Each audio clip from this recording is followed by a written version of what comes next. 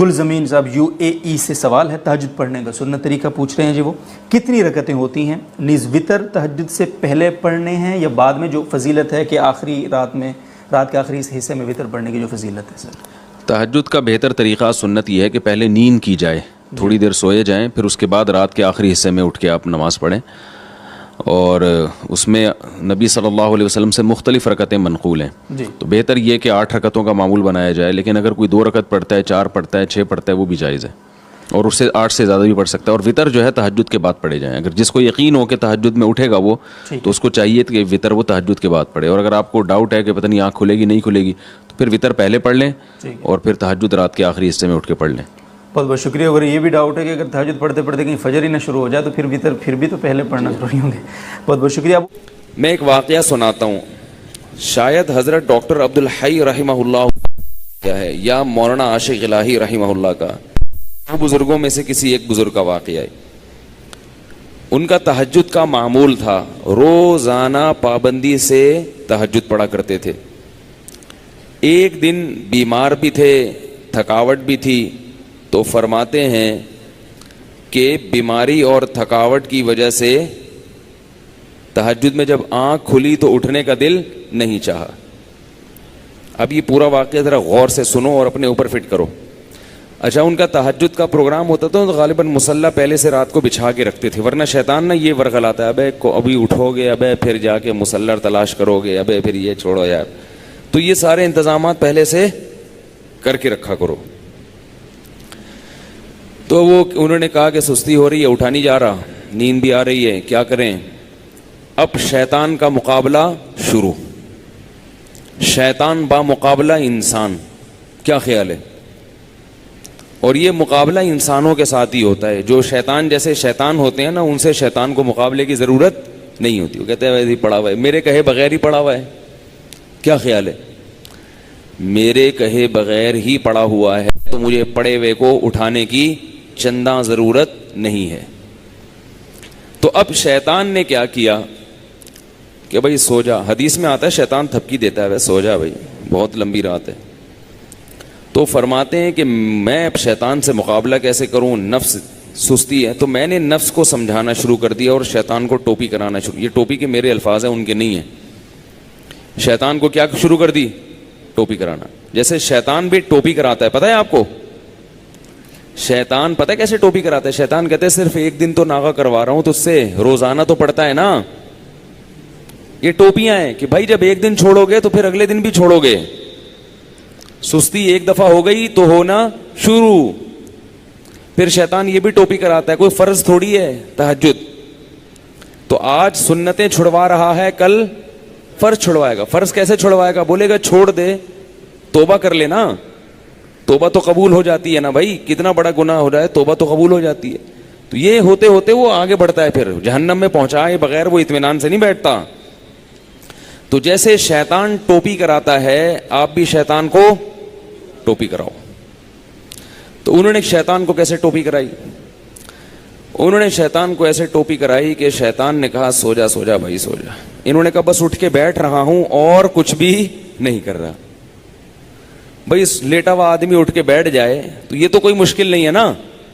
بھائی بیٹھوں گا دوبارہ سو جاؤں گا, پھر تھوڑی دیر بیٹھوں گا بس. تو کہہ رہے ہیں اٹھ کے بیٹھ گیا. بیٹھنا اتنا مشکل نہیں ہوتا سوتے ہوئے. آپ اس کو بتایا جائے نا 2 منٹ بیٹھو پھر لیٹ جانا. کہتے چلو نیند میں آ کے یوں کر کے اٹھے گا بیٹھے گا. اب جب بیٹھے ہیں تو شیطان کہہ رہا ہے لیٹ جاؤ, تم نے تو کہا تھا میں صرف بیٹھوں گا. ظاہر جب اٹھ کے بیٹھتا ہے لیٹا ہوا آدمی تو سستی میں کچھ تو کمی آتی ہے نا. جو لیٹے ہوئے انسان کی پوزیشن ہوتی ہے سوتے ہوئے میں, وہ بیٹھے ہوئے کی نہیں ہوتی. اس کو کچھ سستی میں کمی آتی ہے.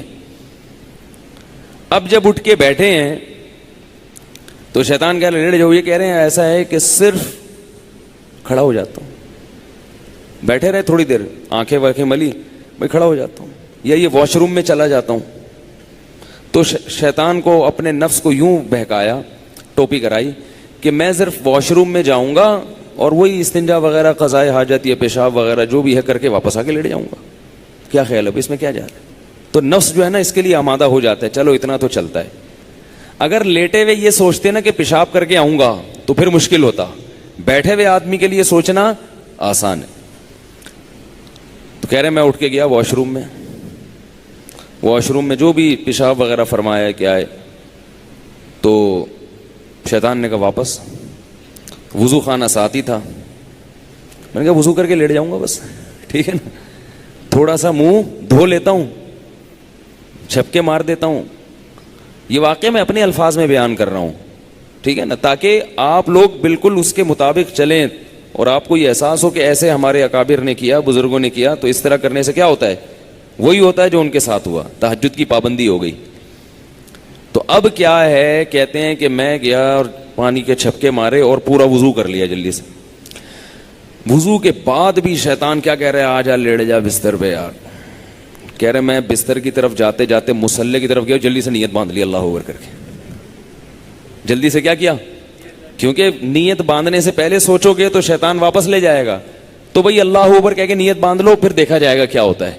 تو نیت باندھ لی تو باندھ لی نا, اب تو ہو گئی نا, اب تھوڑی کہیں بھاگ سکتے ہیں. اتنا تو کوئی نالائق نہیں ہوتا کہ نماز توڑ کے بھاگ جائے. تو یہ ٹرک ہوتی ہیں سستی کو دور کرنے کی. نہیں آ رہی نا, تو اس طرح پڑھ لیا کرو نماز. آپ تہجد کی پابندی اس طرح سے کر لیں گے, تہجد پڑھو گے تو فجر تو لازمی ہوگی. تہجد کو فوکس کرو تو فجر نہیں جائے گی کہیں انشاءاللہ. اگر تہجد رہ بھی گئی تو فجر تو ہو جائے گی نا. شیطان ٹوپی کرا کے تہجد چھڑوائے گا تو آپ بولو کہ یار بہت ٹوپیاں ہو گئی ہیں, تہجد چھوڑ دی, فجر تو فرض ہے. نماز خشوع و خضوع سے پڑھنا, بول تو نماز پڑھنا کتنا مشکل, اوپر سے دل لگا کے پڑھو. نماز پڑھنا آسان تھوڑی ہے, 5 ٹائم پوری زندگی پڑھتے رہنا, پھر دل لگا کے, دل لگے نہ لگے کوشش کرنا لگانے کی, یہ اور مشکل کام ہے. دل ہی نہیں لگتا انسان کا, ادھر ادھر لوگوں کو دیکھو نا نماز میں ناک میں انگلیاں گھما رہے ہیں, کان میں انگلیاں گھما رہے ہیں, پتہ نہیں کیا کیا کر رہے ہیں, ہلے جا رہے ہیں.